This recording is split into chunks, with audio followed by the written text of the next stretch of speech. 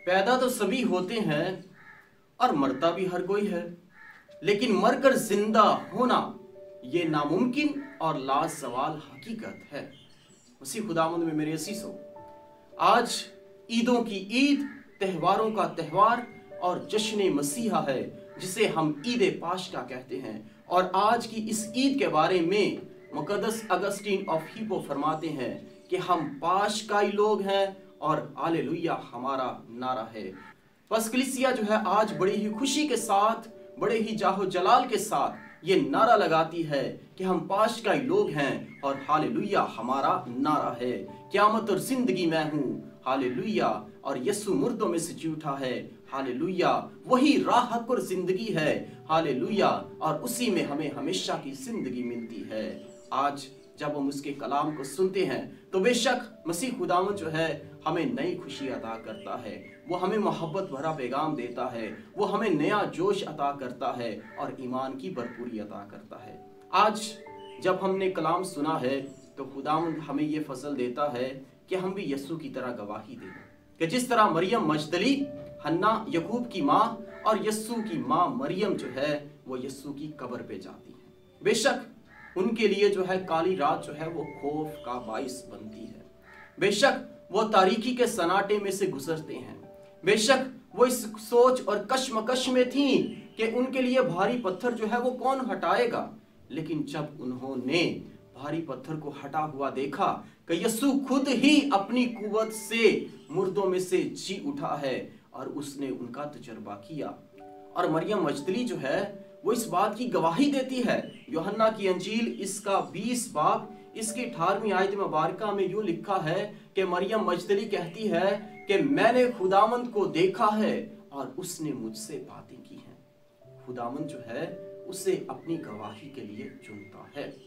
हम अपने माशरे में भी देखते हैं, यहूदी माशरे में भी देखते हैं कि औरत की गवाही को जो है वो कमतर समझा जाता है, लेकिन खुदा जो है वो अपने करिश्मात, अपने काम जो है दुनिया जहां की रस्मों और दुनिया जहां के कल्चर से बाला तर होकर करता है, क्योंकि वो इलाही है। उसकी सोच जो है वो लामहदूद है, वो हमसे बाला तर है। बस उसने एक खातून को चुना, एक औरत को चुना कि उसके जिंदा होने की खुशखबरी जो है वो सुनाए। और मरियम मजदली कहती है कि मैंने खुदावंद को देखा है और उसने मुझसे बातें की हैं। शागिर्दों में ने भी तजर्बा किया और तोमा रसूल तो कहता है कि जब तक मैं उसके हाथों में निशान ना देख लूं, उसकी पसली में नेज़ा लगा हुआ ना देख लूं, उस वक्त तक हरगिज यकीन ना करूंगा। लेकिन खुदावंद यीशु मसीह जब खुद ज़ाहिर होता है तो उनको यकीन हो जाता है, तस्दीक हो जाती है कि यीशु अब मुर्दा नहीं रहा बल्कि जिंदा हो गया है। यीशु जो है वो मुर्दों को भी जिंदगी बख्शता रहा है।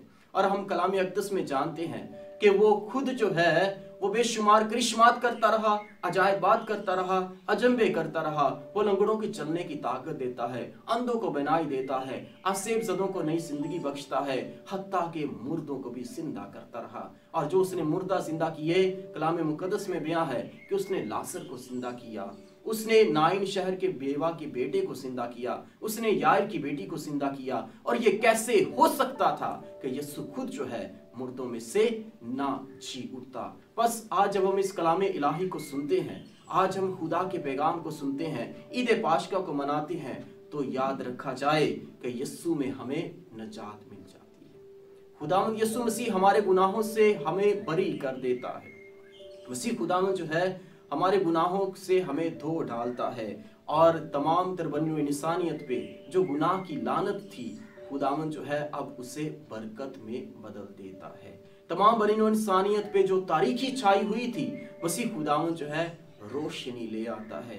तमाम बनीनो इंसानियत पे नाफरमानी की जो मोहर थी, मसीह खुदावंद जो है अब उसे ताबियादारी में बदल देता है, क्योंकि यीशु जो है वो नया आदम बनता है और हम सब के लिए नजात का ज़ामिन हो जाता है। बस आज जब हम खुदा के कलाम को सुनते हैं तो अपने आप से ये सवाल करें आज कि जब मैं कहता हूं कि मसीह खुदावंद मेरा मसीहा है, वो मेरा नजात दहिंदा है, उसने मुझे नजात बख्शी है, तो क्या वाकई ही आप इस बात पे ईमान रखते हैं कि यीशु मेरा नजात दहिंदा है, اس نے مجھے نجات بخشی ہے، اس کے مار کھانے سے، اس کے خون بہانے سے اس نے مجھے نجات دے دی ہے۔ اگر دے دی ہے تو اس بات کی گواہی آپ بھی اپنی زندگی سے دیں۔ لیکن اس کے ساتھ ساتھ جب ہم کہتے ہیں کہ یسوع نے ہمارے گناہوں سے ہمیں نجات بخشی ہے، تو یاد رکھا جائے کہ گناہ تو آج بھی دنیا میں ہوتے ہیں، جنگ و جدل تو آج بھی دنیا میں ہوتا ہے، ظلم و ستم تو آج بھی دنیا میں ہوتا ہے، حرام کاری فریب جو ہے آج بھی دنیا میں ہوتا ہے۔ لیکن جسے نجات ملی ہے وہ جنگ و جدل کا جواب ہمیشہ امن سے دیتا ہے، وہ نفرت کا جواب ہمیشہ محبت سے دیتا ہے، وہ حسد کا جواب ہمیشہ پیار سے دیتا ہے، وہ ناخوشی میں بھی خوشی بن جاتا ہے، نا امیدی میں بھی امید بن جاتا ہے، تاریکی میں روشنی بن جاتا ہے، غم میں سکھ بن جاتا ہے۔ اور یہی تو نجات ہے جو یسوع نے ہمیں دی ہے۔ بہت سے لوگ گواہی بھی دیتے ہیں کہ مسیحی جھوٹ نہیں بولتے، مسیحی فریب نہیں دیتے، مسیحی رشوت نہیں لیتے، مسیح جو ہے ظلم نہیں کرتے، اور یہ امن پسند لوگ ہیں اور یہ سچ کے لیے کھڑے ہوتے ہیں۔ بس آج جب ہم اس نجات کے بھید کو مناتے ہیں کہ مسیح خداوند جو ہے ہماری خاطر مر کر زندہ ہوا، ہم جو ہیں 3 برکات جو ہیں خداوند سے آج حاصل کرتے ہیں۔ اور وہ 3 برکات کون سی ہیں؟ کہ وہ ہمیں جو ہے نئی زندگی دیتا ہے، اور دوسرا بات جو ہے وہ ہمیں روحانی خوشی عطا کرتا ہے، اور تیسری جو ہے کہ وہ ہمیں سلامتی عطا کرتا ہے۔ کیسے؟ کہ وہ نئی زندگی ہمیں کیسے دیتا ہے کہ آدم نے گناہ کیا اور موت کی طرف راغب ہو گیا، یسوع میں ہمیں نئی زندگی ملتی ہے۔ آدم جو حقیقی خوشی تھی اسے کھو بیٹھا تھا گناہ کی وجہ سے، یسوع میں ہمیں نئی خوشی ملتی ہے، تسکین ملتی ہے اور روحانی خوشی ملتی ہے۔ وہ سلامتی جو رشتہ خدا کے ساتھ ٹوٹ چکا تھا اب جو ہے یسوع میں بحال ہو جاتا ہے، بس ہمیں سلامتی ملتی ہے۔ اور اسی لیے تو وہ کہتا ہے کہ جب مردوں میں سے جی اٹھا تو اس نے کیا کہا کہ تمہیں سلامتی حاصل ہو، وہ سلامتی دیتا ہے اور اس طرح جو ہے ہمیں سلامتی عطا کرتا ہے۔ بس جب ہم دیکھتے ہیں کہ اس کی صلیب کو بہت سے روکنا بھی چاہتے تھے لیکن کوئی نہ روک سکا، کیونکہ خداوند یسوع مسیح نے خود کہا تھا کہ ضرور ہے کہ ابن انسان فقیوں اور فریسیوں کے حوالے کیا جائے، سردار کاہنوں کے حوالے کیا جائے، وہ اسے مصلوب کریں گے لیکن اس کا زندہ ہونا بھی ضرور ہے۔ بس اس کی صلیب کو نہ تو پطرس روک سکا، نہ تو ہیرودیس روک سکا، اور نہ ہی اس کی صلیب کو پلاطوس روک سکا جو چاہتا تھا کہ اسے چھوڑ دے، لیکن کہ یسوع کے اس مرنے کے بعد اس کے جی اٹھنے کو بھی کوئی نہ روک سکا۔ اس کا جی اٹھنا جو ہے وہ ضرور تھا، اور کلام اقدس جیسے بیان کرتا ہے کہ وہ در حقیقت مردوں میں سے جی اٹھا ہے، اور نہ اس کے زندہ ہونے کو کوئی روک سکا، نہ تو فقی اور فریسی اور نہ ہی عالم دین، نہ ہی ظلم کا بھاری پتھر جو اس کی قبر پہ رکھا تھا، نہ ہی کالی رات کا سناٹا اسے روک سکا، اور نہ ہی بدکاری کا سردار ابلیس اسے روک سکا، اور نہ ہی رومی مسلح دار پہرے اسے روک سکے کہ اس کے زندہ ہونے کے وہ روک سکیں۔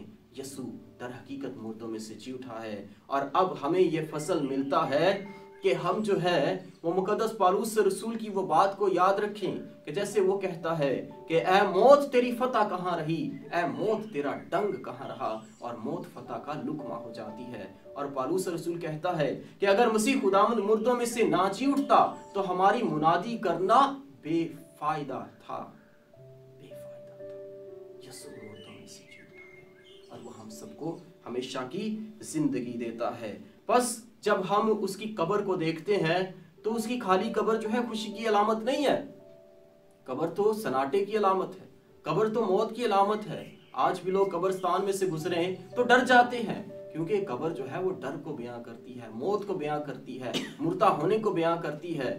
اور جب ہم یسوع میں قبر کو دیکھتے ہیں تو یہ مردہ نہیں بلکہ زندگی میں بدل جاتی ہے، کیونکہ یسوع نے جو ہے قبر کی موت کو زندگی میں بدل دیا ہے، تاریکی کو روشنی میں بدل دیا ہے، سناٹے کو جو ہے زندگی میں بدل دیا ہے۔ اور وہ ہمیں بھی فضل دیتا ہے کہ ہم بھی اپنی لالچ کی قبر سے، اپنی حسد کی قبر سے، اپنی نا امیدی کی قبر سے، اپنی لڑائی جھگڑے کی قبر سے اور اپنی انا کی قبر سے باہر آئیں۔ یسوع میں ہو کر زندگی گزاریں، اور یہی حقیقی پاشگاہ ہے کہ جب ہم خود زندہ ہوں گے اور دوسروں کے لیے زندگی کا باعث بنیں گے، تب ہی میرے لیے حقیقی پاشگاہ ہوگا، تب ہی میرے لیے یہ عیدوں کی عید ہوگی، یہ تہواروں کا تہوار ہوگا۔ اور آپ سب کو یہ عید پاشگاہ بہت مبارک ہو، اور یہ عید جو ہے ہم سب کے لیے باعث برکت ٹھہرے۔ آمین۔